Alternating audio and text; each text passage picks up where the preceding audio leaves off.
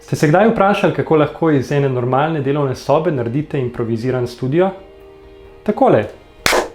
In to je zvok sobe, ki sem jo malenkost akustično obdelal. Vas zanima kako? Poglejte si video.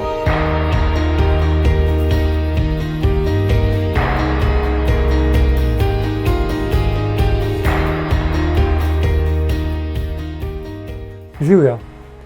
V teh dneh se pripravljam na prvo večje usposabljanje v okviru projekta Emaus. Ker bo vse potekalo nadaljavo, bi rad naredil malo boljše posnetke, da ne bo prevelika muka to spremljati. Zato sem svojo delovno sobo spremenil v improviziran studio. Zakaj improviziran? Ker pač ni pravi studio. Predvsem soba kot taka nima nobene posebne izolacije pred zvoki iz okolice. Z ene strani imamo tukaj glavno cesto, na drugi strani pa kričanje otrok.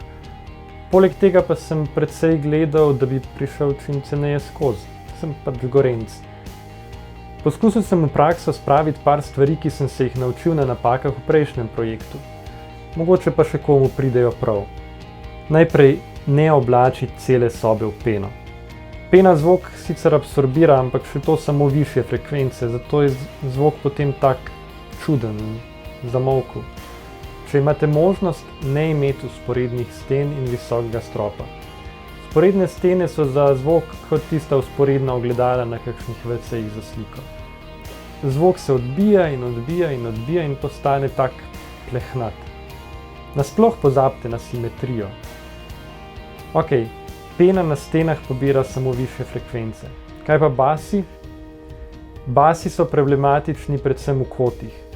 Da jih omejiš, je fajn imeti v vogalu kakšen kavč, ki je težak. No, jaz pač tukaj prostora nimam, zato sem naredil improvizirane lovilce basov. En pod stropom, en pa tukaj v kotu. Stvar je dokaj enostavna.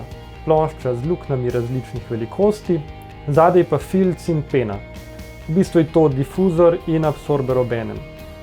Ploščo sem sam izrisal, na laser pa mi jo je izrezal kolega Matvic. Za absorpcijo sem dal nekaj pen na stene, pa še par teh trikotnih absorberjev sem naredil. Navdih zanje sem dobil v enem YouTube videu, bom dal povezavo v komentar. Dodal sem še 2 difuzna elementa, ki sem jih nabavil, da malo razbijeta zvok med stenama, ki sta vzporedni. To je pa to. Zdaj pa še ta glavno vprašanje. Koliko je vse to koštalo? Nisem sicer točno računal, ampak čez palec bi rekel okrog 300 evrov. Če koga zanima več, ali pa bi se sam rad lotil podobnega projekta, lahko piše. Nisem profi, ampak iz napak sem se pa nekaj stvari že naučil. Nič, gremo zdaj snemat. Živjo!